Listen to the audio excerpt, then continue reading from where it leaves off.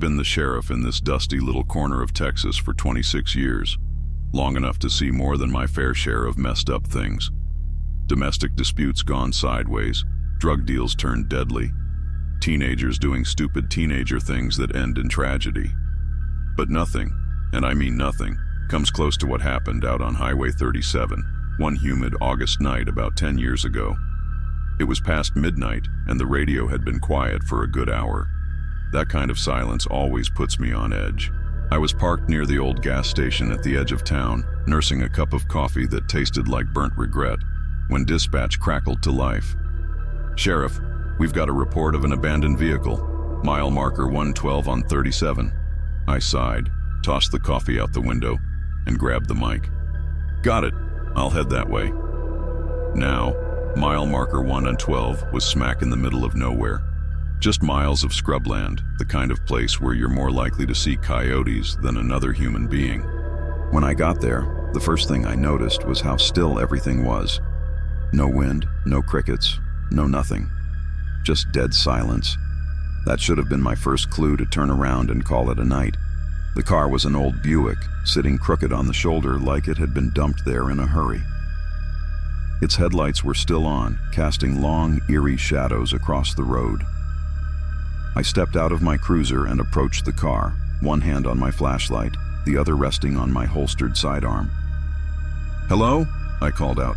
"Sheriff's Department. Anybody here?" No answer. I shone the flashlight into the car. The driver's seat was empty, but there was something off about the interior. The upholstery looked damp, like it had been soaked in water and left to dry. And the smell, God, the smell. It was like mildew mixed with something coppery and sour. I moved to the back of the car and opened the trunk. Nothing. Just an old spare tire and some crumpled fast food wrappers. That's when I heard it. A faint scratching sound coming from the nearby brush. "Who's there?" I demanded, my voice coming out sharper than I intended. The scratching stopped. I waited, heart pounding in my chest, until the silence stretched so long it started to feel like a living thing pressing down on me. Then, out of nowhere, the car's horn blared. I jumped so hard I nearly dropped my flashlight. Spinning around, I saw that the Buick's headlights had flickered off, and the horn cut out as suddenly as it had started. My cruiser, parked just a few feet away, was dead too. Lights off, engine silent. Now, I've faced down armed meth heads and cornered mountain lions in my time, but there was something about that moment, standing there in the dark, surrounded by nothing but scrubland and that god-awful silence, that made my skin crawl. I reached for the radio on my shoulder. "Dispatch, this is Sheriff Tucker. I'm out at mile marker 112. My vehicle's dead and I'm gonna need a tow." Before I could finish, the radio let out a burst of static, loud enough to make me wince. And in that static, I swear to God, I heard a voice. A woman's voice, whispering something I couldn't make out. "Screw this," I muttered, pulling my sidearm. That's when I saw them. Eyes. Dozens of them, glinting in the darkness just beyond the road. At first I thought it was a pack of coyotes, but coyotes don't have eyes that high off the ground. They moved closer, just enough for me to make out their shapes. Tall, impossibly thin figures with limbs that seemed to bend in all the wrong places. Their skin, or what I think was skin, looked like it had been stretched too tight over their bones, pale and slick in the moonlight. And then they smiled, every single one of them, bearing rows of teeth that were too sharp, too long, too wrong. I don't remember much after that. Just the sound of my own breath coming in ragged gasps as I stumbled back to my cruiser. The figures didn't follow me, but their eyes stayed fixed on me, watching as I fumbled to get the door open and climb inside. The engine roared to life on the first try, and I floored it, not daring to look back until I was miles down the road.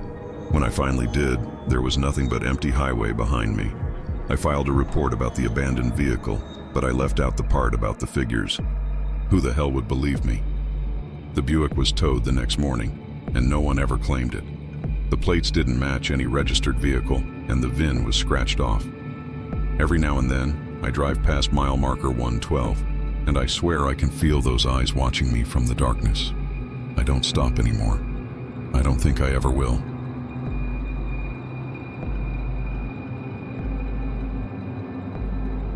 You see a lot of weird stuff when you've been a sheriff in a Texas backwater for as long as I have. Ghost stories, meth head antics, cattle mutilations. Hell, I've even chased down an escaped emu once. But there's one night I'll never forget. One night that still makes me check the locks on my doors before I turn in. It started with a call from old Mrs. Greeley. She lives out on the edge of Black Hollow, the kind of place where cell service is a myth, and the road turns to dirt about 3 miles before you get there. She'd called in around 10 p.m., claiming her neighbor's cows were loose and wandering onto her property. "Sheriff," she said in that shaky voice of hers, "they're acting strange. I've never seen animals move like this before." I didn't think much of it at the time. Figured it was just some poor rancher who hadn't fixed his fences. I grabbed my keys and headed out. The night was thick, hot and moonless. The kind where the air clings to you like it's got something to say. When I got to Mrs. Greeley's place, she was waiting for me on her porch, a shotgun in her hands and a look in her eyes that I'd only ever seen in combat veterans. She pointed out toward the pasture where her floodlights just barely reached. "They're still out there," she whispered. I turned and squinted into the dark. At first, I didn't see anything. Then one by one they came into view. Cows. Maybe a dozen of them standing perfectly still in the middle of the field. No grazing, no chewing cud, just standing there with their heads tilted at these weird broken angles, like their necks didn't work right. And then I noticed their eyes. They weren't glowing, not like you'd expect in the reflection of a flashlight. No, these eyes were hollow, like the sockets were empty, just dark voids staring out at nothing. I swallowed hard and glanced back at Mrs. Greeley. "You see anyone out here? Vandals? Kids pulling a prank?" She shook her head, clutching the shotgun tighter. "They're not my cows, Sheriff. Look closer." I turned back to the field, shining my flashlight on the nearest animal. Its fur was matted, slick with something dark and wet that didn't look like mud. The smell hit me then, sharp and rancid, like rot mixed with sulfur. And when I stepped closer, I saw what she meant. The thing in front of me wasn't a cow, not really. Its body was bloated in places, caved in at others, like someone had stitched it together from parts that didn't quite fit. The legs were too long, the hooves misshapen, and its skin had these faint, sickly green lines running under the surface, almost like veins. Before I could process what I was looking at, it moved. Not a slow, lumbering shuffle like you'd expect from something that big, but a quick, jerky step that sent a shiver down my spine. And then they all moved. Together. I stumbled back toward Mrs. Greeley's porch, my heart hammering in my chest. The creatures, or whatever the hell they were coming closer, their heads twitching in unison, legs bending in ways that no animal's legs should ever bend. Mrs. Greeley fired her shotgun, the sound tearing through the still night. One of the things went down, but it didn't stay down.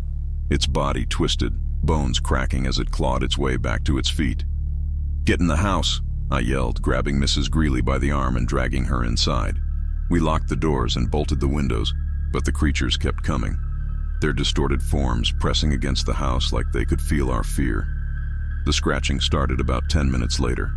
At first it was faint, like a branch tapping against the glass. Then it got louder, more insistent. Mrs. Greeley was praying under her breath, clutching a rosary she'd pulled from her pocket. I held my sidearm, though I had a sinking feeling it wouldn't do much good. And then the lights went out. The darkness was so complete it felt alive, wrapping around us like a second skin.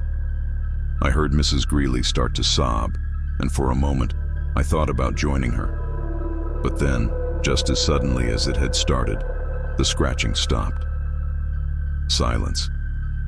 I waited, holding my breath until the first rays of dawn started creeping through the cracks in the boarded-up windows. When I finally worked up the nerve to look outside, the creatures were gone. No tracks, no blood, nothing to prove they'd ever been there, except for the cow, or whatever it was, that Mrs. Greeley had shot. Its body was still lying in the field, twisted and bloated, the green veins pulsing faintly under its skin. We burned it that morning. Didn't take any chances. I filed my report, but I left out most of the details. Just said I'd found a sick animal and put it down. Mrs. Greeley moved to Dallas a week later, swore she'd never set foot in Black Hollow again. I don't blame her. I still patrol that stretch of road sometimes, though I keep my windows rolled up and my headlights on high. And every now and then, when the night is especially quiet, I think I can hear them out there in the fields, watching, waiting.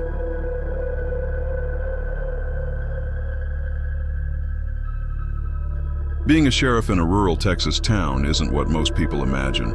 It's not all speeding tickets and chasing cattle rustlers. Sometimes it's quiet, even boring. But sometimes it's something else entirely. I've seen things that would make a preacher lose his faith. There's one case, though, that still makes my skin crawl. It happened about 8 years ago, and even now, I can't fully explain it. It was late October, one of those rare Texas nights where the air wasn't thick with humidity. The wind carried a bite, and the stars looked sharper than usual. I was sitting in my cruiser, parked at the edge of town, sipping lukewarm coffee and waiting for nothing in particular, when the call came through. "Sheriff Reeves, we've got a situation out near Lobo Ridge," the dispatcher said. Her voice had that tight, clipped tone that told me it wasn't a routine call. "What kind of situation?" There was a pause, then a crackle. "You better see it for yourself." Lobo Ridge is about 15 miles outside of town, a stretch of rocky hills and scraggly trees that's mostly deserted except for the occasional hunter or camper. It's not the kind of place people call about unless something's gone seriously wrong. When I got there, I found a group of 3 people standing on the side of the dirt road, their faces pale under the glow of my headlights. One of them, a rancher named Earl, waved me down. "What's going on?" I asked, stepping out of the cruiser. Earl pointed toward the ridge, his hand trembling. "It's something up there. We don't know what it is, but it ain't right." I followed his gaze. At first, I didn't see anything unusual, just the ridge, the trees, and the skeletal remains of an old mining shack that had been there since before my granddaddy's time. But then I saw it, a flicker of light, faint and bluish, coming from the shack. "You called me out here for a campfire?" I asked, already irritated. Earl shook his head violently. "It's not a fire. It's something else. It moves funny, Sheriff, like it's alive." The other 2 nodded, their faces pinched with fear. I sighed and grabbed my flashlight, muttering under my breath about superstitious old-timers. The climb up to the shack wasn't easy. The ground was loose and uneven, and the wind whipped through the trees, making the branches creak like old bones. As I got closer, that bluish light grew brighter, pulsing faintly like a heartbeat. When I reached the shack, I stopped. The door was hanging open, barely attached to its rusted hinges, and the light was spilling out in thin, shifting beams. It wasn't like any light I'd ever seen. It wasn't steady, and it didn't flicker like a flame. It rippled, almost like it was breathing. "Anyone in there?" I called, my voice sounding too loud in the stillness. No answer. I stepped inside, my hand on the butt of my gun, and that's when the smell hit me. It was sharp and metallic, like blood mixed with something sour and rotten. The floor was covered in dirt and debris, but in the center of the room, there was a patch of ground that looked different. The dirt there was blackened and cracked, and something was etched into it, some kind of symbol. I don't know how to describe it exactly. It wasn't anything I recognized, just a series of jagged lines and loops that seemed to twist and shift when I looked at them too long. And then I heard it, a low guttural sound that didn't seem to come from any direction. It was like the earth itself was groaning. "Who's there?" I demanded, my flashlight darting around the room. That's when the light in the center of the shack surged, and for a split second, I saw something.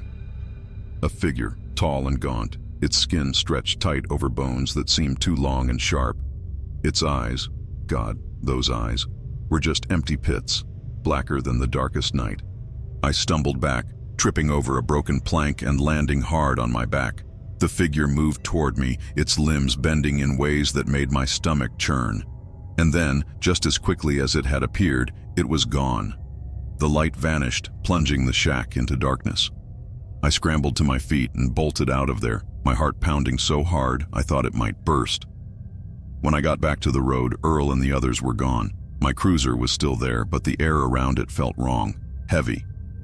Charged. I climbed in and sped back to town, my hands gripping the wheel so tightly my knuckles ached. The next morning, I went back to Lobo Ridge with a couple of deputies. The shack was still there, but the symbol on the ground was gone, and the air smelled clean like nothing had ever happened. Earl and his friends swore up and down that they hadn't seen anything else that night, and after a while people stopped talking about it. But I couldn't stop thinking about it, about that figure and the way it moved, like it didn't belong in this world. A few months later, Earl disappeared. His truck was found parked near the ridge, but there was no sign of him. And every now and then, I still hear reports from hunters and hikers about strange lights and eerie sounds up near the shack. I don't go up there anymore. Some things are better left alone.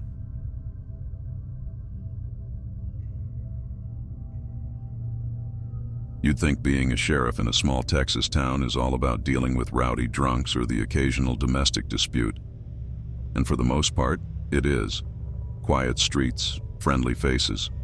Most folks around here wouldn't even lock their doors if it weren't for the few city folk who've moved in over the years. But every once in a while, something happens that reminds you just how thin the line is between normal and whatever lies beyond. The scariest thing I've ever seen happened about 4 years ago, during one of those sticky summer nights when even the crickets sound lazy. I'd just finished my rounds and was heading back to the station when the call came in. "Sheriff Reeves, we got a situation out at the old Garber farm," came the voice of Cindy, my dispatcher. "Garber farm's been abandoned for years," I said, already feeling a knot forming in my stomach. "Well, it ain't abandoned tonight. Got a call from a trucker passing through. Said he saw lights up there. Weird lights." I sighed, thinking it was probably some teenagers looking for a place to drink. "I'll check it out." The Garber farm sits about 10 miles outside of town, surrounded by acres of overgrown fields and a forest that seems darker than it should. The Garbers left the place back in the late 70s after their youngest boy disappeared. Never found him, not even a trace. The family packed up and moved to Oklahoma, and the house had been falling apart ever since. When I pulled up, I saw what the trucker was talking about. There were lights, all right, but they weren't the kind you'd expect. They were dim and bluish, flickering in and out like they couldn't decide whether to stay lit or not. They came from inside the house, pouring out through the broken windows. I grabbed my flashlight and radio, muttering under my breath about kids these days, and headed toward the front porch. The boards creaked under my boots, loud enough to make me wince. "Anyone in there?" I called. My voice sounded too small against the vast silence of the place. No answer. I pushed the door open, and the smell hit me like a slap. It was damp and moldy, mixed with something sharp and metallic. The kind of smell that makes you think of old blood. The inside of the house was worse than I remembered. The floor was littered with debris, broken furniture, animal droppings, and what looked like the remains of a campfire in the middle of the living room. But what really caught my attention was the writing on the walls. It wasn't graffiti. It wasn't even paint. It was carved. Deep, jagged letters gouged into the plaster, running floor to ceiling. They didn't form any words I recognized, just strange symbols and shapes that made my head hurt if I looked at them too long. I was about to radio Cindy when I heard it, a low hum, like electricity running through a wire, only louder and more alive. It was coming from upstairs. "Sheriff's Department," I called, trying to sound more confident than I felt. "If anyone's up there, you'd better come down." Nothing. I climbed the stairs, each step groaning under my weight. The hum got louder with every step, and by the time I reached the top, it wasn't just a sound. I could feel it in my chest, vibrating in my ribs. The upstairs hallway was narrow and dark, but the door at the end was wide open, spilling that strange bluish light into the hall. "Hello?" I said, stepping closer. That's when I saw it. It was a room, or at least it used to be. Now it looked more like the inside of a cave. The walls were covered in something black and slick, pulsating like it was alive. In the center of the room was a circle, carved into the floor, filled with that same bluish light. It wasn't glowing. It was moving, swirling like liquid, and standing in the middle of it was a figure. I say figure because calling it a person wouldn't be right. It was tall, impossibly tall, with limbs that looked stretched too thin, like a shadow made solid. Its head turned toward me, and though it had no face, just a smooth, featureless surface, I felt its eyes, felt them in my bones. I froze.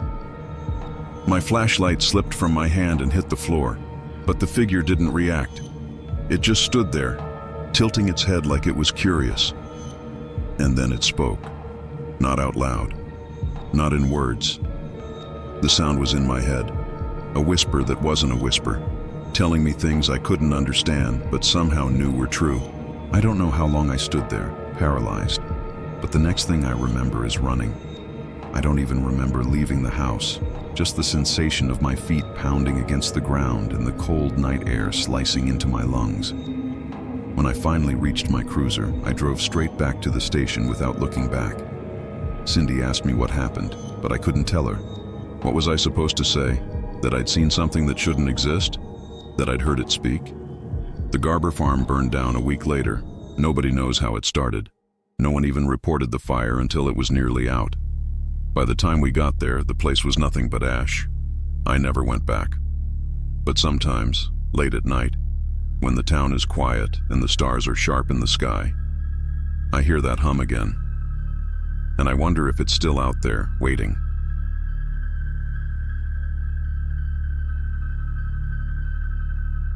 Being a sheriff in a small Texas town, you see your fair share of strange things. Weird calls, odd folks passing through, sometimes something downright unsettling. But most of it has an explanation, even if it's a dumb one, like kids playing pranks or some drunk wandering where they shouldn't be. But there was one night, about 6 years back, that still makes my skin crawl when I think about it. It started with a 911 call that came in just after midnight. Cindy, my night dispatcher, patched it through to me directly since I was the only one on duty.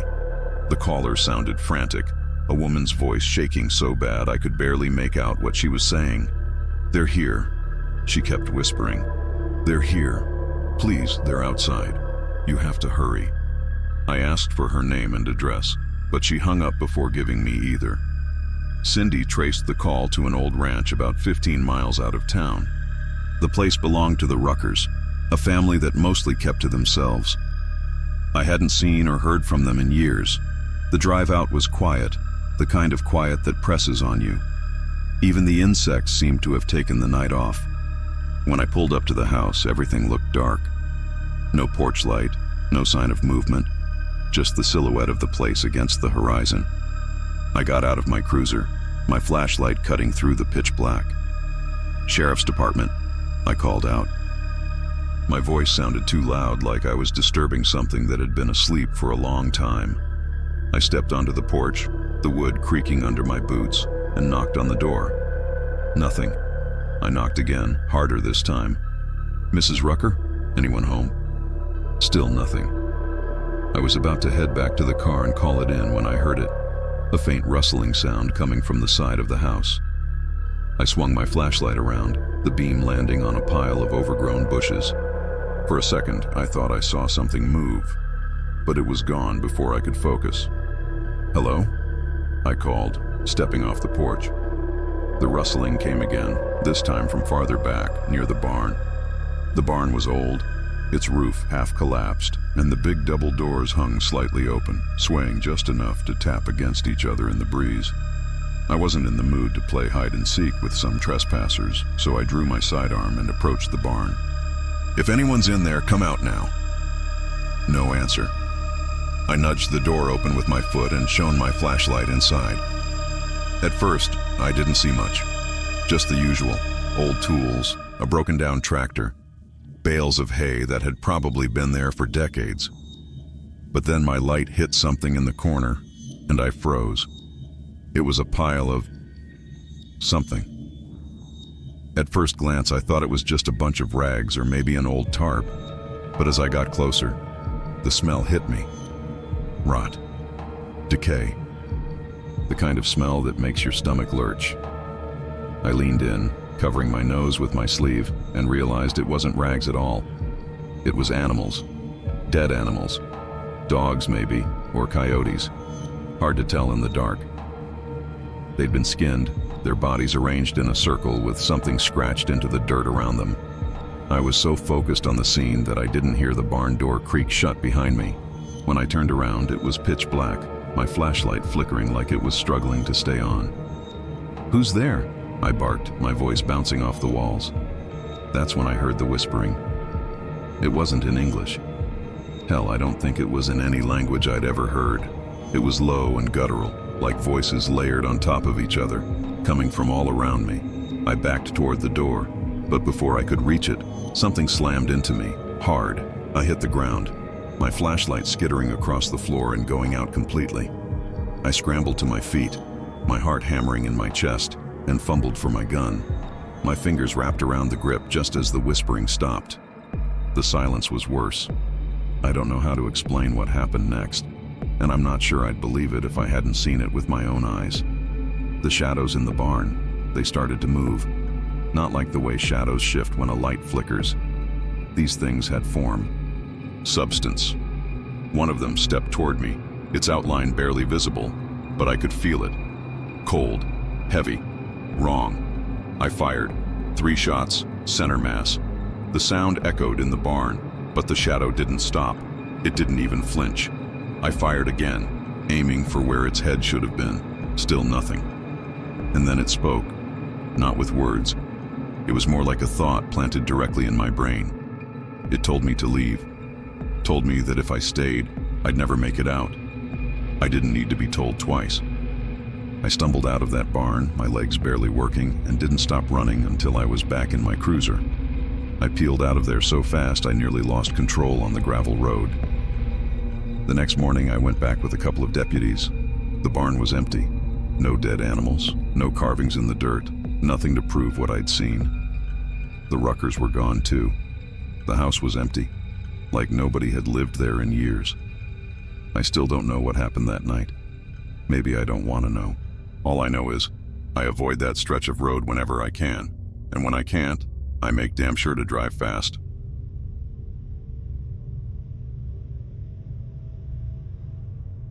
Being a sheriff in Texas means you learn early that there's a lot of land and not a lot of people. Out here, things can happen in the empty spaces, things no one else sees. You tell yourself you've seen it all, but then something comes along to remind you that you haven't. That happened to me about 10 years ago, out on a stretch of highway we call Dead Man's Loop. The name's older than the highway, older than the county even. Local legend says a settler caravan tried to take a shortcut back in the 1800s and got themselves lost. All of them disappeared, every man, woman, and child, except for one boy who was found wandering days later, half-starved and babbling about monsters in the trees. Most folks laugh it off, but I've been out there enough to know it's bad luck. Cars break down for no reason, GPS signals drop out, and there's this weird, oppressive silence, like even the birds know to keep their mouths shut. It was a Friday night when the call came in. A trucker reported an abandoned vehicle about 15 miles into the loop, said it was just sitting on the side of the road, hazard lights blinking. Normally I'd pass it off to the night shift, but I was already nearby, so I figured I'd check it out. When I got there, it was just like he said, a beat-up old sedan sitting crooked on the shoulder. The driver's side door was open, and the keys were still in the ignition. The engine was off, though, and the battery was nearly dead. I called it in and walked around the car, shining my flashlight into the surrounding brush. Nothing. No sign of the driver, no footprints in the dirt, nothing that said anyone had been there in hours. But there was something off about the car itself. The inside smelled like mildew and copper, and there were scratches on the dashboard, like someone had been clawing at it. The weirdest part was the back seat. It was covered in dirt, and not just a little. There was a thick layer of it, almost like it had been dumped there on purpose. I was about to head back to my cruiser and wait for a tow truck when I heard it, a low, guttural growl coming from the woods. I've lived in Texas my whole life, so I know the sounds animals make. This wasn't an animal. It was too deep, too deliberate, like it was meant for me to hear. I shone my flashlight toward the trees, but the beam barely penetrated the darkness. "Who's out there?" I called. The growl came again, closer this time. My hand went to my gun, but I didn't draw it. Not yet. Then I heard the footsteps. Slow, heavy, deliberate. They weren't coming toward me, though. They were circling. "Show yourself!" I yelled, but my voice didn't sound as confident as I wanted it to. Something moved just beyond the edge of my flashlight's range. It was fast, too fast for me to get a good look, but it was big, bigger than any animal that should have been out there. I backed toward my cruiser, my heart pounding so hard I could feel it in my throat. As I reached the door, the growling stopped. For a second, I thought maybe it was gone. That's when I saw it. It was standing in the middle of the road about 20 feet away. At first, I thought it was a man, but then my brain started picking up details that didn't make sense. The arms were too long, the legs bent backward like a dog's. Its skin was pale, almost gray, and stretched tight over its bones. But the worst part was the face. It didn't have one. Where the eyes, nose, and mouth should have been, there was just smooth, featureless flesh. I froze. I don't think I even breathed. It tilted its head, almost like it was curious, and then it took a step toward me. My instincts kicked in, and I yanked the door open, diving into the cruiser and slamming it shut. I fumbled for the keys, my hands shaking so bad I could barely get them into the ignition. When the engine roared to life, I hit the gas, spinning the tires as I peeled out. I didn't look back. I didn't have to. As I sped down the road, my rearview mirror showed me everything I didn't want to see. It was running after me, its limbs moving in this horrible, jerky way, like it wasn't used to its own body. And it was fast. Faster than any living thing has a right to be. I pushed the cruiser to its limit, the engine screaming as I barreled down the highway. The thing kept pace for longer than I care to admit, but eventually it faded into the distance. I didn't stop until I was back at the station, where I sat in the parking lot for a good 20 minutes, trying to convince myself that what I'd seen wasn't real. The next morning, I went back with a team. The car was gone. No tire tracks, no signs of a struggle, just a quiet stretch of road with nothing but the sound of the wind. I filed my report, leaving out the part about the creature. Who'd believe me anyway? Since that night, I've avoided Dead Man's Loop as much as possible, but every now and then, I'll hear about another abandoned car, another trucker reporting strange noises, and I wonder if it's still out there, waiting for the next poor soul to cross its path.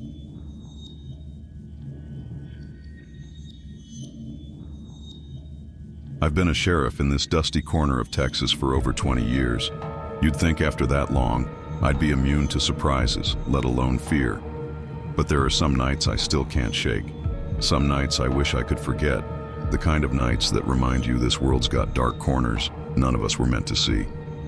This happened about 6 years ago, during one of those brutal summer stretches where the heat never lets up, not even at night.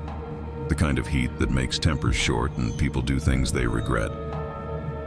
Around 2 in the morning, I got a call from dispatch about a missing kid. 8 years old, wandered out of his house and hadn't come back. His mom swore up and down she heard him talking to someone in his room just before he vanished, but when she checked, he was gone, and the window was wide open. It was an odd call, sure, but not unheard of. Kids sneak out, get ideas in their heads, run off to meet a friend or explore the woods, thinking it'll be an adventure. Most of the time, you find them before dawn, embarrassed and covered in mosquito bites. I drove out to their house, a little ranch-style place on the edge of town, surrounded by scrubland and mesquite trees. The mom met me at the door, shaking so bad she could hardly hold her coffee. I could see the fear in her eyes, the kind that cuts deeper than panic. She kept saying something about the man in her son's room, but she didn't have a description, just a shadow, but wrong. We started the search right away, me and a couple of deputies combing the area with flashlights. The kid's name was Danny, and we called it out over and over, our voices echoing into the hot, still air. But something felt off. I've done enough of these searches to know the rhythm, the way sound carries, the way the air changes when there's someone nearby. That night, it felt like the land was holding its breath. About an hour in, we found footprints in the dirt near the tree line. Small ones, barefoot. They were heading away from the house, straight into the brush. What got me, though, was the other set of prints. Bigger, deeper, Not boots or sneakers, but bare feet, long and thin with claw-like impressions at the tips. We followed them, of course. What else could we do? The trail led us deeper into the scrubland, the air getting thicker and the smell of something foul rising up to meet us. It wasn't decay exactly, but something close, like meat left out in the sun too long. Then we heard it. A faint humming sound, low and rhythmic, almost like a chant. It was coming from a dried-up creek bed about 50 yards ahead. We cut our flashlights and moved in slow, staying low to the ground. When we got close enough to see, I almost wished we hadn't. Danny was there, standing stock still in the middle of the creek bed. His back was to us, and he was facing this thing. I don't even know how to describe it. It was tall, hunched over, with skin that looked like it was stretched too tight over its frame. Its arms were too long, its legs bent backward like some kind of twisted animal. But the head, that's what still haunts me. It was human-shaped, but the features were all wrong, like someone had tried to sculpt a face out of wet clay and then smashed it in frustration. The humming was coming from it, that low, droning noise that seemed to vibrate in my chest. Danny just stood there, staring up at it, his arms hanging limp at his sides. I whispered for him to move, to run, but he didn't even flinch. I don't think he could hear me. The thing turned its head then, and even though it didn't have eyes, I swear it looked right at me. The humming stopped, and the silence that followed was worse than any sound I've ever heard. One of my deputies broke first. He shouted Danny's name and started toward him, his boots crunching on the dry creek bed. That's when the thing moved. It grabbed Danny faster than I thought possible, one long, spindly arm wrapping around him like a snake. Danny didn't scream, didn't fight. He just hung there, limp, as the thing started backing into the shadows. I don't remember making the decision to shoot, but I did. 3 rounds straight into its chest. It didn't bleed, didn't even flinch. But it did stop moving for a moment, like it was surprised. Then it made a sound I'll never forget. A high, keening wail that made my ears ring and my stomach turn. It dropped Danny and bolted, moving on all fours like a spider, disappearing into the darkness before we could even think to follow. Danny was unconscious but alive. We got him back to the house, where an ambulance was waiting to take him to the hospital. He didn't wake up for almost a day, and when he did, he didn't remember anything about what happened. But here's the part that still gets me. The next morning, when we went back to the creek bed to look for tracks or clues, we found something buried in the dirt. A set of bones, small ones, human. The coroner said they belonged to a child, probably 8 or 9 years old. But here's the kicker. They were old, real old, decades, maybe even a century. I've spent years trying to make sense of that night, but I don't think I ever will. I don't go near that part of the county anymore, and I pray every day that whatever that thing was, it stays far away from the people I'm supposed to protect.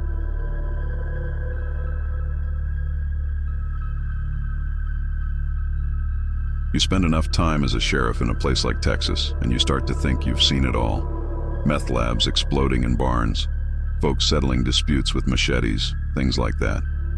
But there's one night I can't explain, one night that still makes my stomach turn when I think about it. It started with a call from the oil fields about 20 miles south of town. A foreman named Bill was out there late, doing whatever it is they do to keep those pumps running.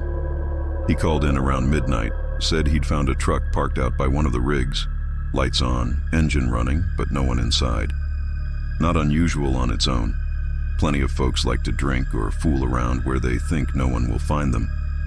But Bill said there was something weird about it. He didn't explain, just said I should come out there. I didn't have much going on, so I grabbed my gear and headed out. The drive was long and lonely, the kind of drive where you start to wonder why you ever took a job that has you chasing drunks and lost dogs in the middle of the night. When I got there, Bill was standing by the truck with his flashlight pointed at the ground. The rig loomed in the background, creaking and groaning as it pulled oil from the earth. "This is what I was talking about," he said, pointing to the dirt near the truck. At first I didn't see anything, just dust and shadows. But then I noticed the footprints. They were bare, long, and oddly spaced, like whoever made them wasn't walking but hopping. There were dozens of them, leading away from the truck and into the brush. Bill said he hadn't touched anything, and I could tell he was rattled. His hands were shaking, and he kept glancing toward the horizon like he was expecting something to come charging out of the darkness. I checked the truck, but there wasn't much to see. The keys were still in the ignition, the gas tank was full, and the driver's door was wide open. There was a pack of smokes on the dashboard and a half-empty bottle of water in the cup holder. The oddest thing was the smell. It was faint, but it was there, a kind of metallic tang, like blood or rust. We followed the footprints. I didn't really want to, but I couldn't just leave it. They led us about 100 yards into the brush, to this old pump house that hadn't been used in years. The door was hanging off its hinges, and the windows were broken out. I'll be honest, I didn't want to go in. I had this awful feeling in my gut, like something was watching us. But Bill was right behind me, and I couldn't let him see me hesitate. Inside, the smell was stronger, and the air felt heavy, like we'd walked into a cave. The walls were covered in graffiti, mostly kids' names and bad drawings. But there was one thing that stood out. Someone had scrawled a word across the back wall in big, jagged letters, host. I don't know why, but it made my skin crawl. Bill saw it too, and I could tell it shook him. We searched the place, but it was empty. No sign of whoever had been driving that truck. No sign of anything really, except for a pile of ash in the corner. At least, I thought it was ash. When I leaned in closer, I saw it was mixed with something, tiny bones, maybe from an animal, and bits of what looked like charred fabric. Bill was breathing hard like he couldn't get enough air, and I was about to tell him we should head back when we heard it. A sound. Faint at first, like whispering. It came from the doorway, and when I turned, I saw the footprints again. Fresh ones, leading into the pump house. Jesus Christ, Bill muttered, backing up. The whispering grew louder, but it wasn't words, not in any language I've ever heard. It was more like a low hiss, rising and falling, almost musical. I drew my gun and stepped toward the door. That's when I saw the figure standing outside. It was tall, impossibly tall, with limbs that seemed to stretch out like shadows. Its face was blank, smooth like polished stone, and its head tilted to the side as if it were studying us. I don't remember pulling the trigger, but I must have, because the next thing I knew, the thing was gone, and my ears were ringing. The rest of the night is a blur. Bill and I didn't say a word to each other as we drove back to town. The truck was towed and the paperwork was filed, but the whole thing was written off as a trespassing incident. Bill quit his job the next day, moved out of state. As for me, I stayed. But every time I drive past those oil fields, I feel like something's watching me, something waiting just out of sight. Maybe it's my imagination, or maybe some things aren't meant to be understood. All I know is I don't go out there alone anymore.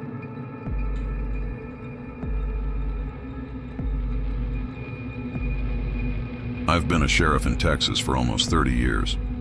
In that time, I've seen some things that would make your hair stand on end. Things most folks wouldn't believe if I told them.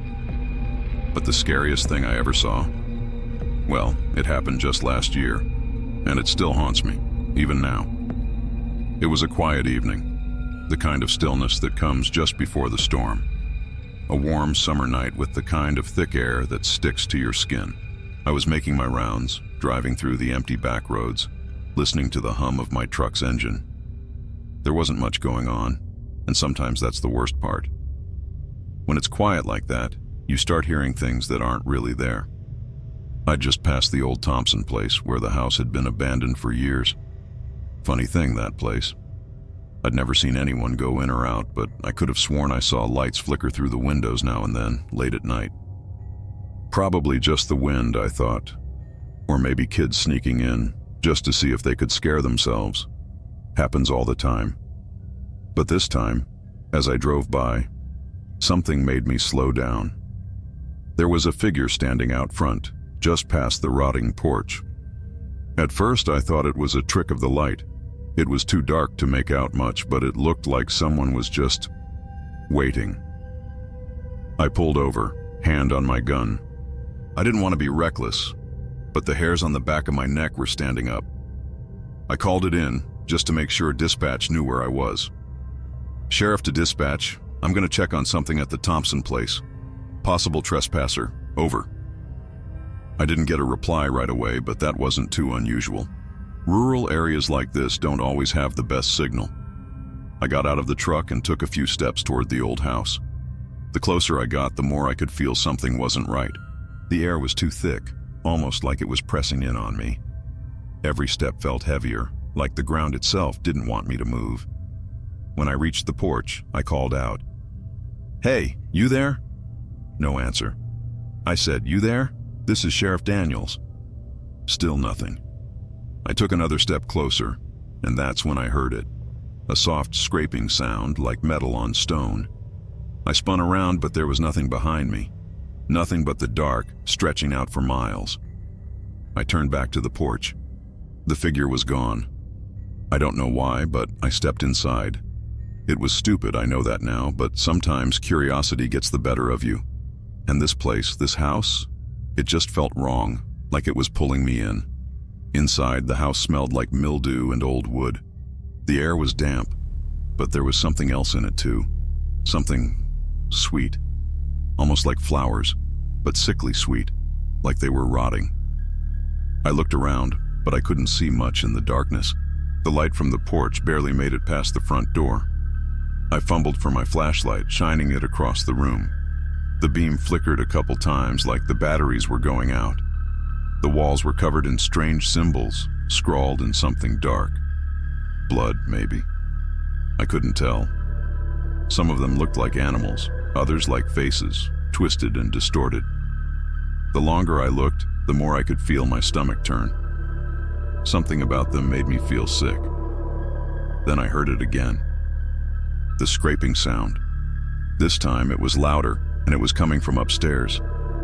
I couldn't explain it, but I felt drawn to it. My heart was racing, but I couldn't turn back. I was a sheriff. I had a job to do. I made my way up the stairs, each step creaking under my weight. The air was colder up there, and it smelled even worse, like something was rotting in the walls. I reached the top and saw a door at the end of the hallway. The door was cracked open, just a sliver. I walked toward it, my hand tightening around my flashlight. The scraping sound was getting louder, more frantic. I could feel my pulse in my throat now, could feel it in my fingertips. I pushed the door open. Inside, the room was small, barely big enough for a bed and a dresser. There was a mattress on the floor, but the bed didn't look right. It was covered in something dark, something that looked like it had been there for years. But it wasn't the bed that made my blood run cold. It was what was in the corner. A figure, crouched low, its face hidden in its hands. The scraping sound was coming from it. It was scratching at its own face, tearing at its skin like it couldn't stop. Its fingers were moving so fast I could barely keep up. The room was filled with the sound, that awful sound, like something breaking, something fragile, something human. I froze. I couldn't move. I couldn't breathe. I didn't know what I was looking at. Then it stopped. The figure slowly raised its head, and when it looked at me, I almost screamed. Its eyes were hollow, empty sockets, like someone had taken the light out of its soul. The skin around its eyes was torn, shredded, like it had been clawed apart. Its mouth hung open, but there was no sound, no words, just nothing. Then it stood up. It was tall, too tall for a man, and it was staring at me, not blinking, just staring like it was waiting for something, waiting for me to make a move. I don't know what happened next. 1 minute I was standing there, frozen in place, and the next, I was running. I bolted down the stairs, out the front door, and back to my truck. I never looked back. I don't know who or what I saw that night. But I do know one thing. It wasn't human. After that, I made sure the house was sealed up. But I couldn't shake the feeling that whatever I saw was still out there, still waiting, watching. And now, every time I drive by the Thompson place, I swear I can see something in the window, just out of the corner of my eye. Something moving, something alive. I don't go near that house anymore. I don't think anyone should. Because I don't know what that thing was, but I'm sure of one thing. It's still out there, and it's waiting for its next victim. And maybe, just maybe, it's waiting for me.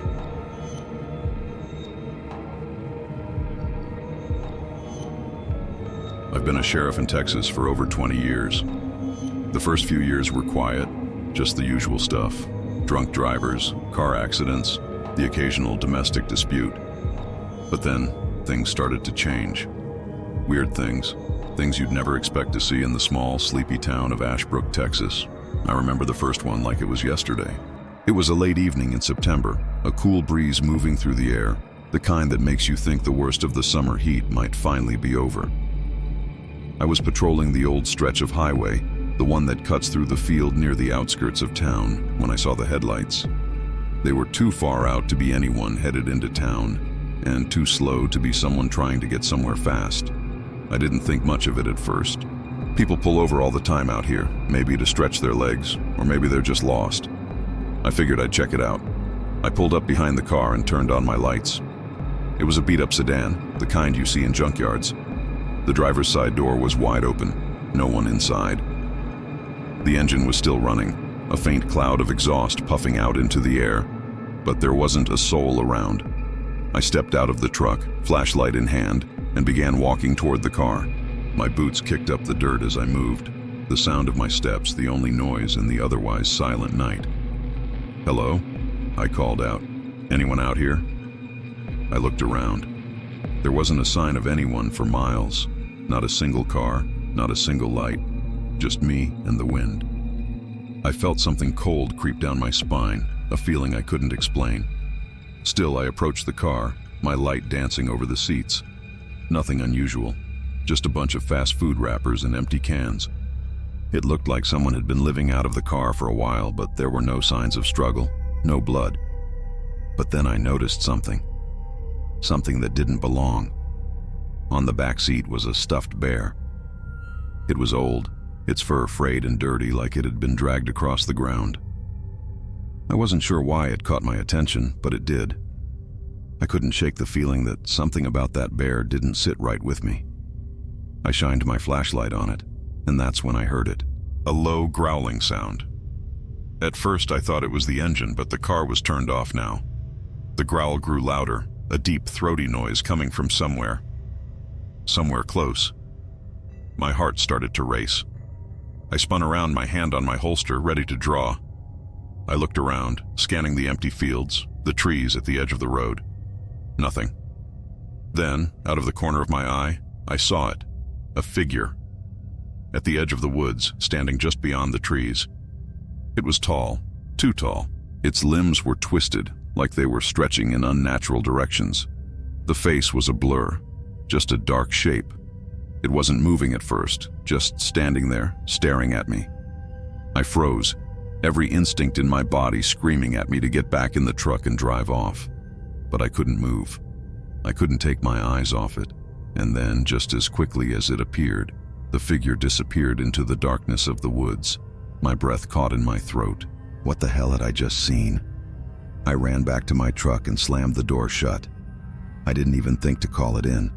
I just started the engine, threw the truck in gear, and sped off, heading back toward town. I didn't sleep that night. I couldn't. I kept seeing that thing in my mind, replaying its twisted shape, its long, unnatural limbs. I tried to convince myself it was just a trick of the light. Maybe I was tired. Maybe I was seeing things. But deep down, I knew something wasn't right. Something was out there. Something waiting. The next morning, I drove out to the spot again. I don't know why I thought it would make a difference, but I had to see if I could find something, anything, that would explain what I had seen the night before. The car was still there, but this time, it was different. The doors were all closed, the engine was off, and there, on the back seat, was the bear again. But this time, its eyes were wide open. I don't know if I should have gone in, but I couldn't help myself. I walked over to the car, my boots crunching on the gravel, my heart pounding in my chest. I opened the door, and that's when I saw it. There, in the front seat, was the driver. or what was left of him. His body was slumped over, his face frozen in a look of terror. His hands were clutching the steering wheel so hard his knuckles had turned white. But what really made my stomach turn was the fact that there was no blood. Not a single drop. I could feel something shifting in the air around me. Something cold. Something unnatural. I heard the growl again, louder this time. Closer. I backed away, my hand reaching for my gun. But before I could draw, the car's engine roared to life. The lights flickered on. And then, like some kind of sick joke, the radio crackled to life, playing a song I'd never heard before. The voice on the radio wasn't human. It was distorted, garbled, like someone was trying to communicate through static. I didn't wait to find out what happened next. I ran back to my truck, jumped in, and sped away. But as I drove off, I couldn't shake the feeling that I wasn't alone. It felt like something was following me, always just out of sight. When I got back to town, I filed a report, but no one believed me.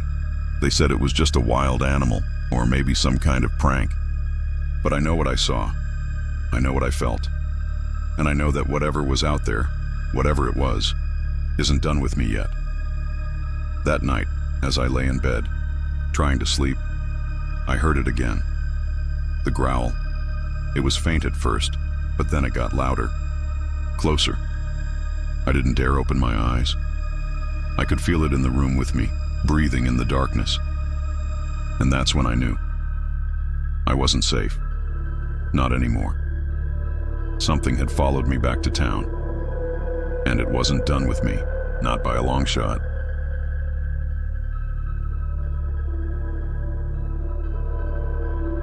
I've been a sheriff in Texas for 23 years. You get used to things. Traffic stops, drunks stumbling out of bars, the occasional domestic dispute. But every so often, something happens that shakes you to your core. Something that makes you question everything you thought you knew. This is one of those stories. The scariest thing I've ever seen. It was a Thursday evening, around 9 p.m. I was making my usual rounds near the outskirts of town, just checking the old highway.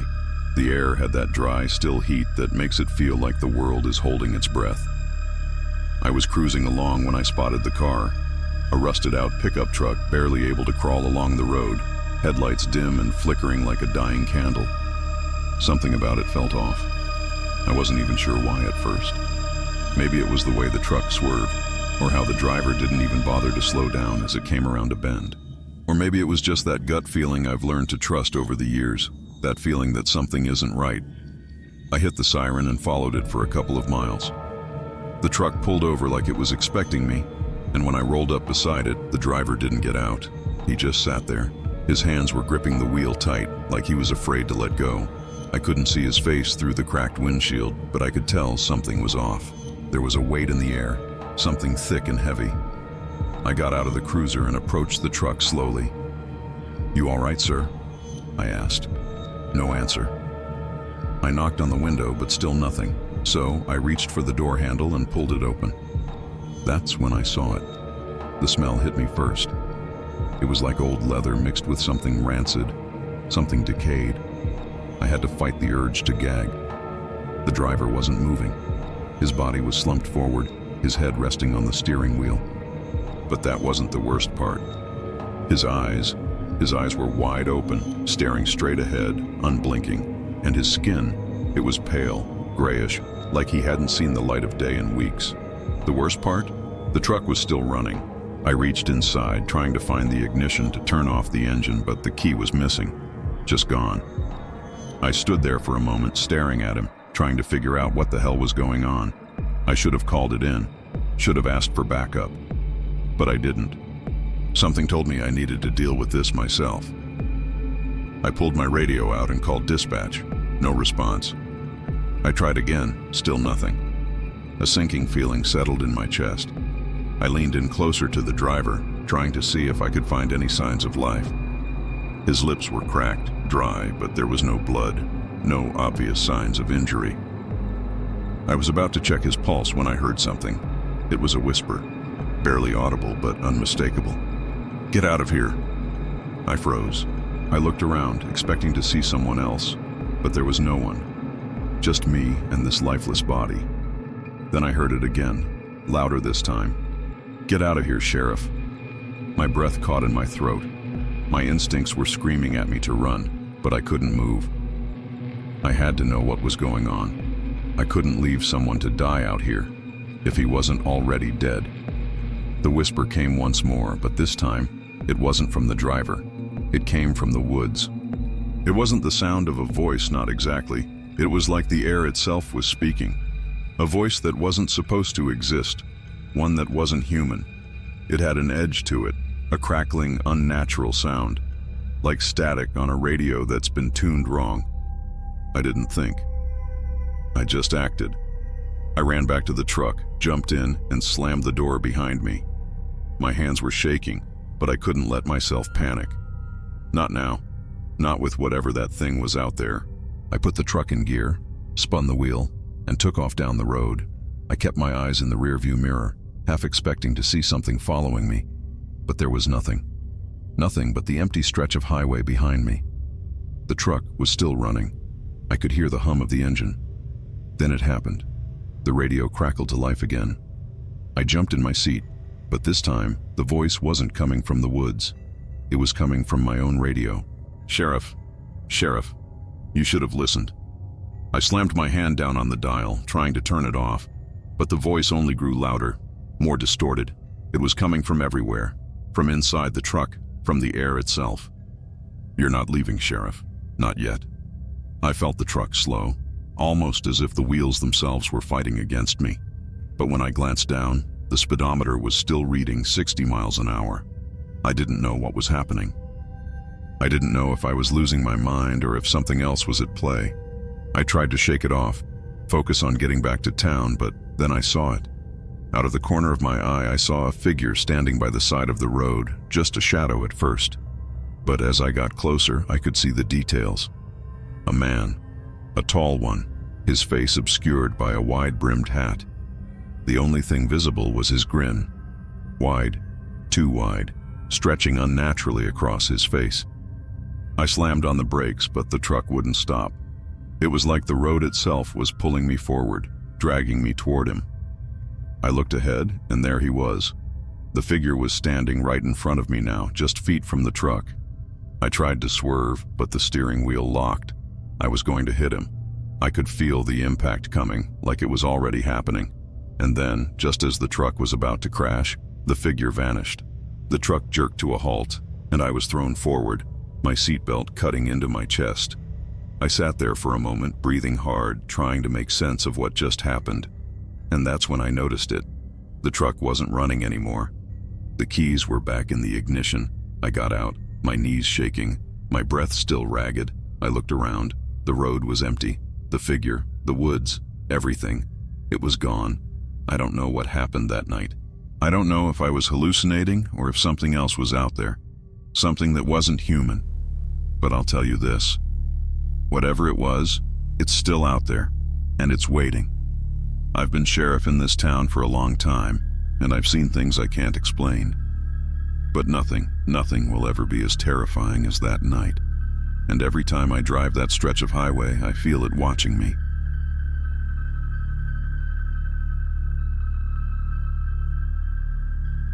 I've been a sheriff in Texas for 32 years. You'd think after that long you'd get used to the strange things that happen around here. But that ain't the case. The deeper you get into this line of work, the more you realize that you don't see everything. And sometimes you wish you hadn't seen what you did. It started out like any other night. The heat of the day still hung in the air, even though it was well past midnight.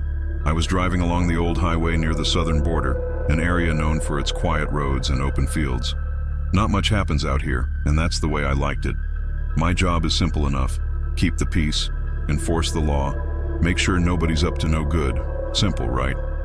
But then I got a call. It came through on the radio, crackling like it always does. Dispatch said there had been a car accident about 5 miles out, just past the old barn. The way they said it, though, something felt wrong. Dispatch never sounded like that.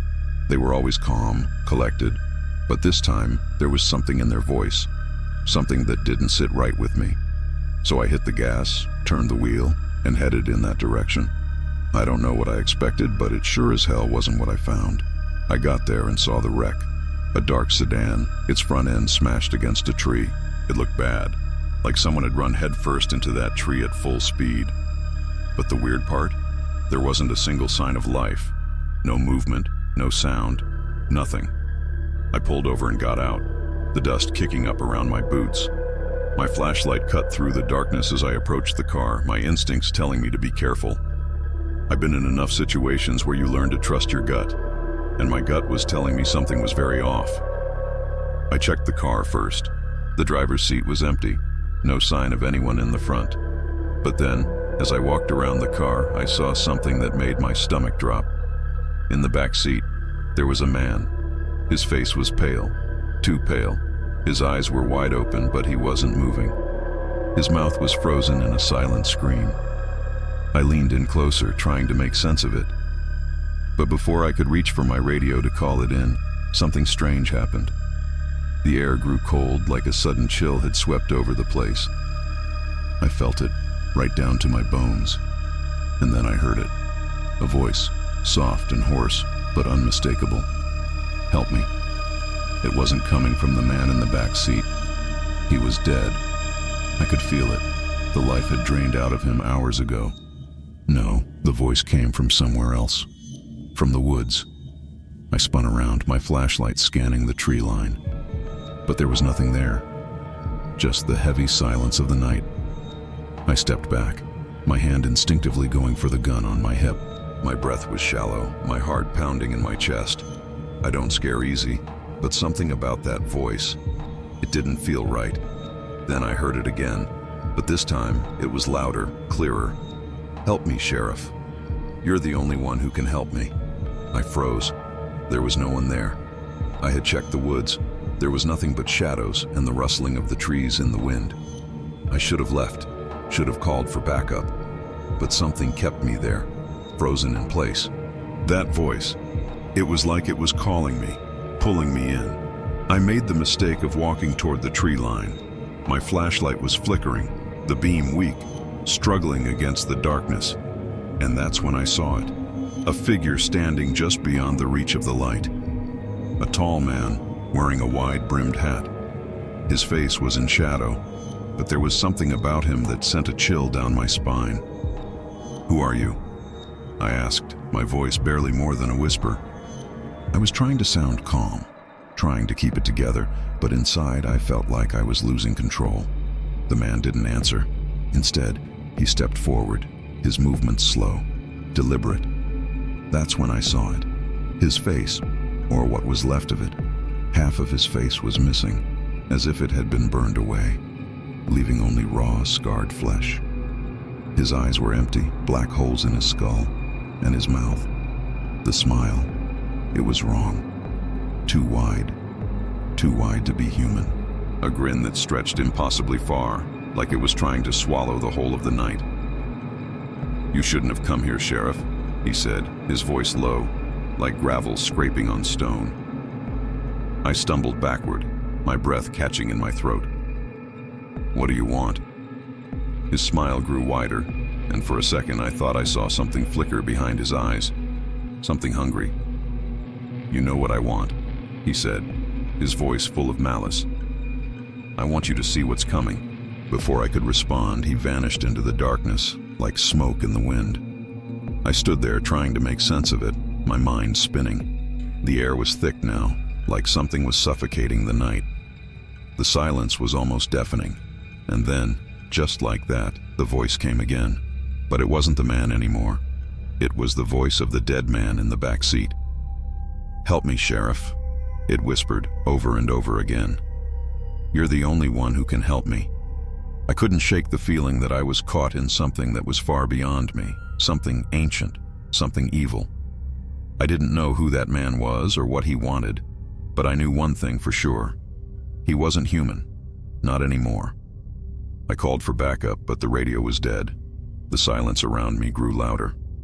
The temperature dropped even more, and I swear to God, I could feel something moving in the shadows, something waiting. I looked back at the wrecked car. The man's body in the back seat was gone. I don't know what happened that night, or what that thing was that I saw in the woods. All I know is that there's something out there, something old and angry, waiting for the right moment to come back. And every night when I close my eyes, I hear that voice. Help me, Sheriff. But I can't help, because I know now, deep down in my gut, that whatever's out there doesn't want help. It wants to drag you down into the darkness with it. And one day, it will. I'll never forget that night. It's burned into my mind like a brand. And every time I patrol those roads, I feel its eyes on me, waiting.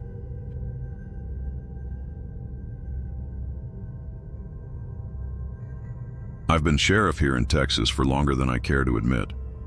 I've seen a lot of things in my time. Things that'll make your hair stand on end, and things that'll haunt you long after the lights go out. But the scariest thing I've ever seen wasn't a criminal, or a drug bust gone wrong, or even some wild animal attack. No, it was something that I can't explain. It was a late fall evening, around 2 a.m., when I first got the call. A woman had reported strange noises coming from her property out on the outskirts of town. Now, in a place like this, we get a lot of reports that aren't worth the gas to drive out, but this one felt different. The woman, Ruthie Byers, was a reliable one. She'd never been known for exaggerating. She told dispatch that she heard knocking. Not just any knocking, though. It was rhythmic, almost like a pattern, coming from the back of her house, just outside the barn. The funny thing was, Ruthie lived alone. Her husband had passed away a few years ago, and her kids had moved to the city. The knocking wasn't a raccoon or a wind-blown branch. It was purposeful. It was deliberate. I pulled on my boots and got in my patrol car. It was a quiet night. Too quiet, if you ask me. The kind of stillness that makes your skin crawl, like the air's holding its breath. The closer I got to Ruthie's place, the more unsettled I felt. When I pulled into her driveway, I didn't see any lights on in the house. That wasn't right. Ruthie was a night owl. She'd always leave a porch light on at least. I got out of the car and called out to her. "Ruthie?" My voice echoed through the empty air. Nothing. I started to walk toward the barn, the dry grass crunching under my boots. The knocking continued. It was coming from inside the barn now, but the barn door was shut tight. I called again, louder this time. "Ruthie, you in there?" No answer, just that knocking. I pulled my flashlight from my belt, the beam cutting through the dark. My heart was starting to race, but I kept telling myself it was probably nothing. Probably just some kids playing pranks or a door creaking in the wind. But as I reached for the barn door, that knocking stopped. Everything went quiet. And then, from inside the barn, I heard something worse than silence. It was a soft, scraping noise, like nails on metal. Slow, relentless. The hairs on the back of my neck stood up. I pulled my gun from the holster, just in case. I pushed open the barn door, the hinges creaking as they moved. I stepped inside, the flashlight beam sweeping the darkness. There was nothing in sight, but the air felt thick. It felt wrong. I called out again. "Ruthie, are you here?" Still nothing. Just the eerie scraping sound, closer now. I moved toward the back of the barn, toward the sound, and that's when I saw it. At first, I thought my mind was playing tricks on me, but there, on the wall, scratched into the wood, were words. "Help me." The words weren't just written. They were carved into the wood, deep enough that I could feel the jagged edges with my fingertips. And there, right beneath them, was something else. Something even more chilling. A face. A crude, grotesque face scratched into the barn wall. It wasn't human. Not in the way we are. It was distorted. The features too long. The eyes too wide. But what made my blood run cold was that the face looked like it was screaming.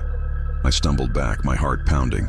I wanted to run, to get the hell out of there, but my legs wouldn't move. I heard that scraping sound again, closer, closer, like something was dragging itself across the floor.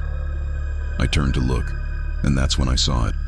A figure, a man, but not a man in the way I knew. He was tall, too tall, with skin as pale as the moonlight that filtered through the cracks in the barn. His face was gaunt, stretched tight like the skin was pulled over bones that didn't fit. His eyes were sunken, hollow, with no light behind them.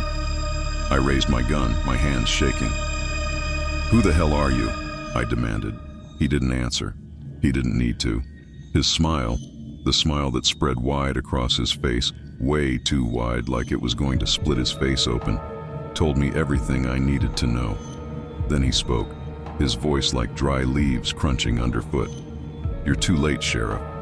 It's already begun." The air in the barn felt heavier, colder, and before I knew what was happening, the figure lunged toward me. But just as fast as it had happened, it stopped. The figure was gone, vanished into thin air, like smoke in the wind. I stood there, frozen, the gun still raised, my mind trying to catch up to what I'd just seen. I don't know how long I stood there, but I finally managed to lower my gun, my hands still trembling. I turned to leave the barn, but as I did, I heard Ruthie's voice, soft, whispering. "Sheriff, I didn't ask for this. I didn't." I spun around, but the barn was empty. The words on the wall were gone. The figure was gone. I didn't know what had just happened. I couldn't explain it, couldn't make sense of it. But as I stepped out of the barn and back into the cold night, I knew one thing for sure. That thing, whatever it was, wasn't done with Ruthie. And it wasn't done with me. I've been sheriff for over 30 years now, and I've seen a lot, but I've never seen anything like that. I can still hear Ruthie's voice sometimes whispering through the dark. "Help me, Sheriff." And I can still see that face, the face in the barn, the face that isn't human. I don't know what it was, but I know this much. Whatever it is, it's out there, watching, waiting, and it's got its sights set on me now. You think you're safe in Texas, don't you? But I'm telling you, there are things out here in the dark that you don't want to meet. Things that wear the skin of men, things that don't sleep, things that never stop hunting, and I'm the one who has to keep them at bay. I hope to God I'm up for it.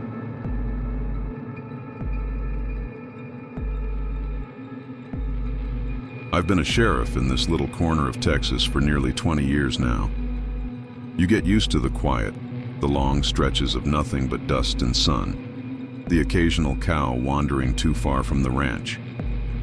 You don't expect anything more than the usual noise, the drunks, the petty thefts, the odd domestic disturbance. It's a peaceful place, in its own way. Or at least it was. The strangest things don't announce themselves. They sneak up on you, catch you off guard when you least expect it. And when they do, you're left to wonder how much of what you saw was real, and how much was just the madness that can creep in when you're alone with your thoughts for too long. I'll tell you this, though. I've seen things. Things that most people wouldn't believe, and things I wish I could forget. It all started a few months back. One of those late nights where the air feels heavy, like something's about to happen, but you don't know what. The kind of night that makes the hair on your neck stand up just from the silence. A call came in. Disturbance out by the old Garrison place. It's a rundown farmhouse out near the edge of town, the kind of place that looks like it's barely holding itself together. I hadn't heard anything from there in years, not since the Garrison family up and left, and for good reason. People said the place was cursed, or haunted, or whatever superstition was floating around at the time, but no one had bothered it in years. When I pulled up to the house, everything seemed off. No lights on, no sign of life. But there were tire tracks in the gravel driveway, fresh ones, leading up to the house. I got out of my patrol car and took a breath, the air thick with the smell of old wood and damp earth. It didn't feel like the kind of place where you'd want to linger, especially not at night. I walked up to the front door, knocked twice. No answer. I tried the knob. It was open. No, that's never a good sign. I pushed the door open, slowly, and stepped inside. The house was dark except for the faint glow of moonlight coming through the windows. Dust motes hung in the air, drifting lazily in the stale atmosphere. It was too quiet. No creaks in the floorboards, no whispers in the walls, just an eerie silence that made the place feel dead. I called out, "Hello? Anyone here?" Nothing. Not even an echo. I moved through the kitchen, the living room, all of it untouched, like no one had been living there for years. But there was something strange about the air. It was too thick, like the house was holding its breath, waiting for something. That's when I heard it. A whisper, faint, like a breath against the back of my neck. I spun around, but the house was empty, still, silent. I told myself I was imagining things, but the hair on my arms stood up anyway. I made my way upstairs, each step creaking under my weight. The house felt older the higher I went, like it was carrying a burden that couldn't be shaken off. At the end of the hallway, there was a door, half open. I could see the faint outline of something inside, but I couldn't make it out. I pushed the door open. Inside, the room was covered in markings, strange jagged symbols etched into the walls, into the floor. Some kind of ritualistic stuff. I don't know. I'm not an expert in that kind of thing, but I could tell it was bad, real bad. In the center of the room was a chair, an old wooden thing, and strapped to it was a man. His eyes were wide open, staring straight ahead, but his skin was pale, almost gray, like he hadn't been alive for days. His mouth was sewn shut, and his hands were tied down to the arms of the chair, trembling slightly. I didn't know whether to scream or run. I just stood there, frozen, staring at him. Then I heard it again, that whisper. "Help me." I snapped out of it. I ran to him, tried to untie him, but there was no use. It was like the ropes were stuck in place, as if they were part of the chair itself. I pulled harder, but the man didn't move, and then I saw it. On the floor, just by his feet, there was something crawling, something black. It looked like a shadow, but it wasn't. It was alive. It stretched out from the corner like it was reaching for him, and the man was shaking more violently now. I swear to God, I thought the shadow was trying to pull him into the floor. I backed up, stumbled, trying to get away from that thing. It didn't move toward me, though. It didn't even acknowledge me. It was all focused on him. I knew I had to get out of there. I didn't know what the hell was going on, but I wasn't about to stick around to find out. I ran back downstairs, slammed the door behind me, and got the hell out of that house. When I got back to town, I called for backup. I don't know why, because I wasn't going back in there. Not for anyone. But when the other officers showed up, we went to check the house just in case. When we got there, the door was locked. The tire tracks were gone. The man? Gone. No signs of anything. The house was empty again. The only thing left was that smell. That damn smell of rotting earth. They told me I was seeing things, but I know what I saw, and I can't shake the feeling that whatever it was, it's still out there, waiting. Every time I close my eyes, I hear that whisper, "Help me." It follows me, even now. I've seen a lot in my years as sheriff, but nothing like that. And I'm telling you right now, you don't want to mess with things like that. You don't want to know what's waiting in the dark corners of places like this. I thought I was tough. I thought I could handle anything. But there are things out here in the shadows that even a sheriff doesn't stand a chance against. And it's not over. Not by a long shot.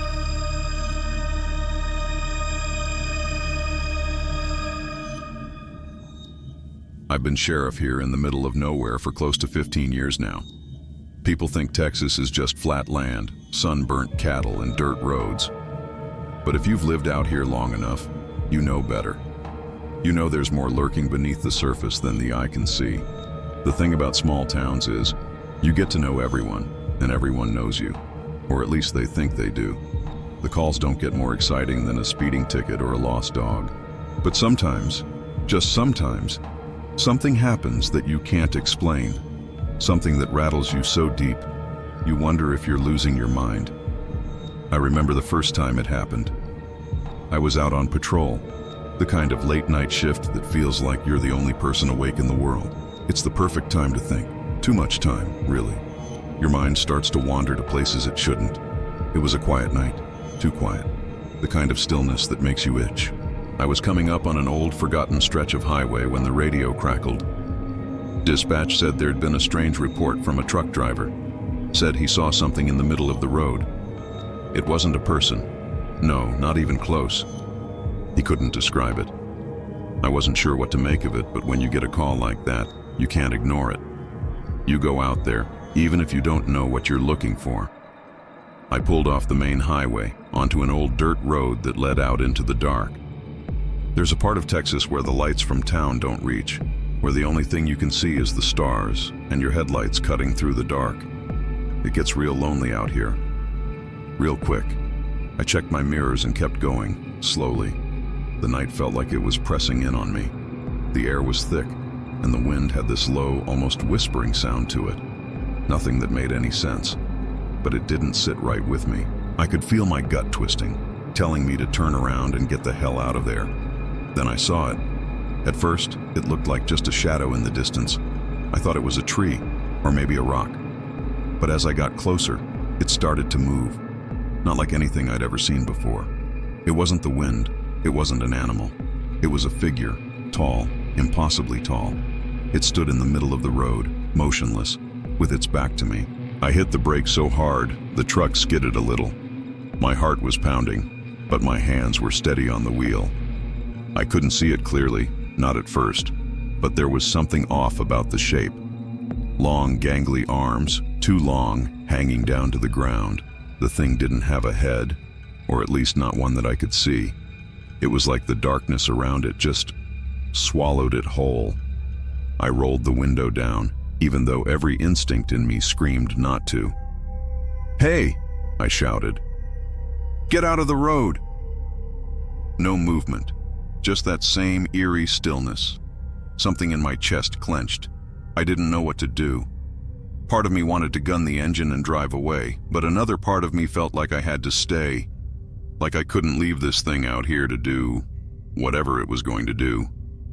I grabbed the flashlight and I got out of the truck. Big mistake. The moment I stepped out, the air seemed to thicken. It got harder to breathe, and the wind died down like it was holding its breath.